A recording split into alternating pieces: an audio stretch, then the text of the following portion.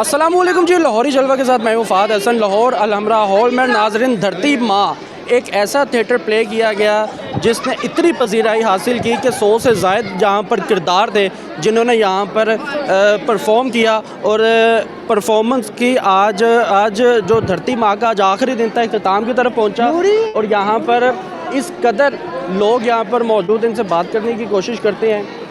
खैर इन लोगों को इतनी पजीराई मिली है इससे, तो क्या ये महसूस करते हैं क्या इससे इनके टैलेंट को आगे प्रमोशन मिलेगी? कैसे हैं आप? शुक्र अल्लाह का सर। सर ये बताइएगा कि यहाँ पर धरती माँ एक नॉर्मल थिएटर के तौर पर लोगों ने समझा कि यार यहाँ पर, लेकिन यहाँ पर जितनी पजीराई इसको मिली है, क्या कहना चाहेंगे आप?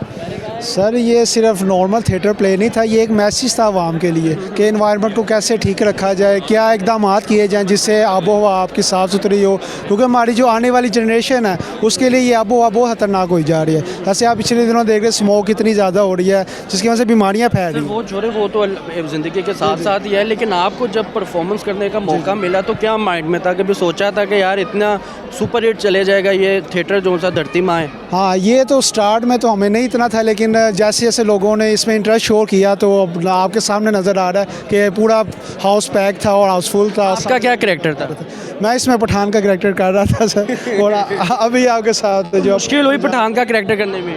नहीं सर, बस पठान की कैफियत बेची हैं भाई ने, बहुत जैकेटें। आपका क्या किरदार था? मेरा एक बुजुर्ग किसान का किरदार था जो कि अवेयर नहीं था चीज़ों से, जिसको सोशल मीडिया के और यंग जनरेशन के थ्रू जो है वो ये रोल था मेरा इस ड्रामा का। तो आपने सोचा था कि यार इतनी पजीराई मिल जाएगी, आगे पीछे भी तो थिएटर होते हैं, रोज़ किसी ना किसी पॉइंट पर या किसी ना किसी टॉपिक पर थिएटर होता रहता है, लेकिन कभी सोचा था कि यार इसको इतनी पजीराई मिल जाएगी? बेसिकली एक ऐसे सोशल इशू पर आई थिंक सो इतना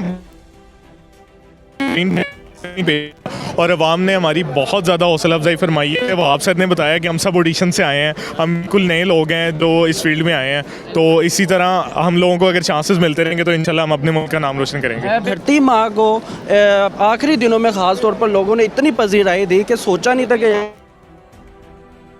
लेकिन इतनी पजीराई मिली कि आज माशाल्लाह से बड़ी लोग हाउसफुल था यहाँ तक के। क्या कहना चाहेंगे आप?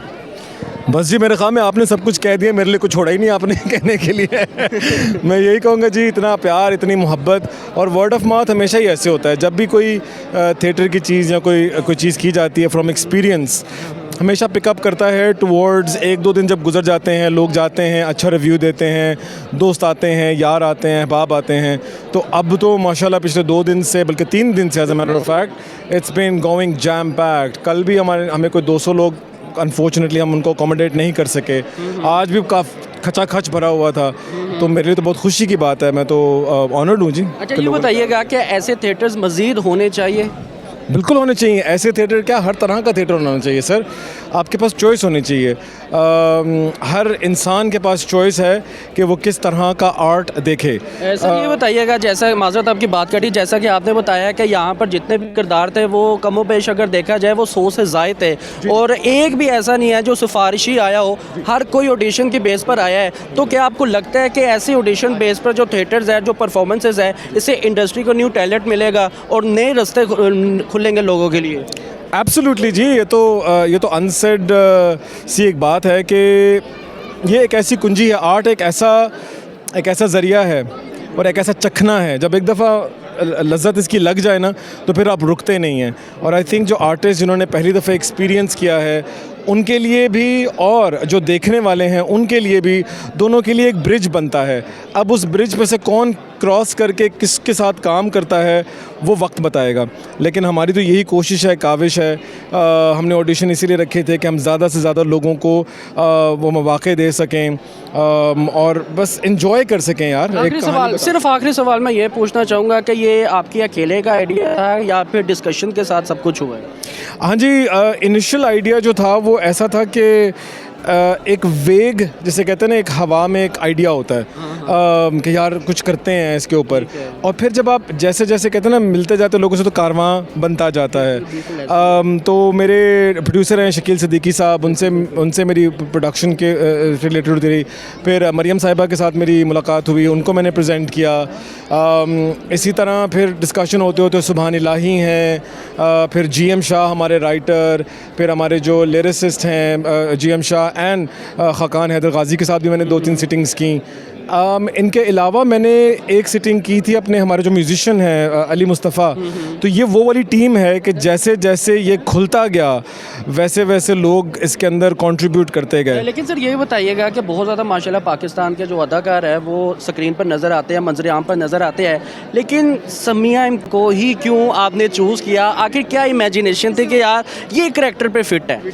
मेरे ख़्याल में मुझे इसकी गवाही देने से बेहतर है आपने ख़ुद देखा है कि she was a perfect choice. एक तो बज़ाते ख़ुद भी मुझे लगता है और मुझे पता है इस चीज़ का कि वो एक बहुत एक प्योरिस्ट हैं, एक इन्वायरमेंटलिस्ट हैं। पता नहीं लफ्ज़ शायद सही डिस्क्राइब ना कर सकें उनके होने को। लेकिन एक आर्टिस्ट की जो पर्सनल लाइफ होती है वो बहुत बिजी होती है, तो एज उनको एक एक्टर के तौर पर आपने जब वो परफॉर्मेंस के लिए आपने जब रिक्वेस्ट की होगी उनसे या फिर आपने स्क्रिप्ट दिया होगा तो वो इजीली मान गई थी? उन्होंने कहा होगा कि मेरा भी टफ शेड्यूल है, फिर मिन्नतें करवाई होंगी, या मतलब होता है ना कि आर्टिस्ट का बिजी शेड्यूल होता है बहुत ज़्यादा? नहीं जी, इस तरह का कोई नौबत नहीं है। बिकॉज आई थिंक मैंने उनको मैसेज किया मैंने उनसे बात की। तो जैसे मैंने कहा कि वो बजाते ख़ुद भी एक ऐसी खातून है कि जो कि मिट्टी से जुड़ी हुई हैं, खेत के पास रहती हैं, महसूस करती हैं मिट्टी को, तो उनके भी बहुत दिल से करीब थी ये बात। तो मैंने उनसे बात की और उन्होंने कहा बिल्कुल मुझे कॉन्सेप्ट बताओ। मैंने कॉन्सेप्ट बताया, उन्होंने कहा बहुत खूबसूरत concept, I love to do it. So I was very honoured and humbled कि इतनी बड़ी आर्टिस्ट ने हमें हाँ कर दी। सो मेरे लिए तो मैं लास्ट में कोई पैगाम देना चाहिए? मोहब्बत है जी, और जो भी आपके पास कहानी है, जो भी मीडियम है, उस मीडियम के थ्रू कहानियाँ बताएं। ज़्यादा से ज़्यादा कहानियाँ सोचें और कहानी के अंदर से कहानी निकाल के कुछ ना कुछ बुने। बग़ैर कहानी के कुछ ना करें, कुछ पर्पस के साथ कुछ करें। अस्सलाम वालेकुम जी। वालेकुम। क्या करैक्टर? वो अच्छा आपको सबसे अच्छा, आपने परफॉर्म किया था इनके साथ? नहीं ये नहीं है। कौन था परफॉर्म किस? इधर आओ मेरा भाई ज़रा। ये कचरे का करैक्टर भाई इधर आए ना ज़रा। आप थे इनके साथ?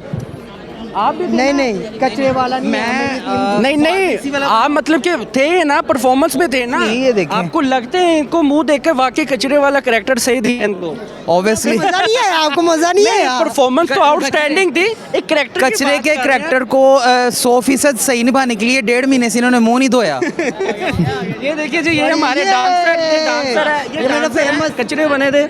अच्छा, उन्होंने आपको देखते ही कहा कि यार ये सिर्फ कचरे का करैक्टर ही आपका, ये हमने लिखा ही आपके लिए है? जी, फिर हमें बुलाया उसके लिए, कचरे के लिए। बहुत मजा हमारे आया। फेस तो कचरे जैसे नहीं है, लेकिन उन्होंने कहा आपको रोल कचरे का दिया जाएगा। उसके अलावा मैंने एक्टिंग भी की है, फिर डांसिंग भी किया। बहुत अच्छी एक्टिंग, डायलॉगिंग की। और कौन कौन है आपके करैक्टर में, मुझे बताएं ज़रा, मिलवाएं ज़रा। आए आपको मिलवाएं जी, कौन कौन है, कौन कौन साहब? वालेकुम सलाम सर। कैसा लगा? ये वो है स्मोक हेड वाले। सर बहुत अच्छा लगा, और मैसेज था जो हम ऑडियंस के अपने करैक्टर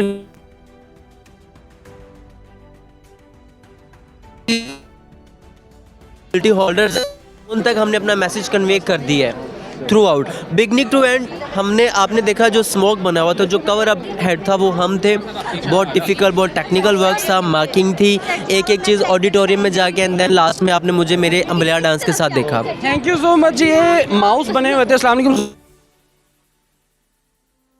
नवाज साहब, मुझे ये बताइएगा, क्या ये आपका फर्स्ट थिएटर है या फिर इससे पहले भी आपके परफॉर्मेंसेस हो चुकी है? जी, मेरा मतलब ये फर्स्ट थिएटर है एज ए एक्टर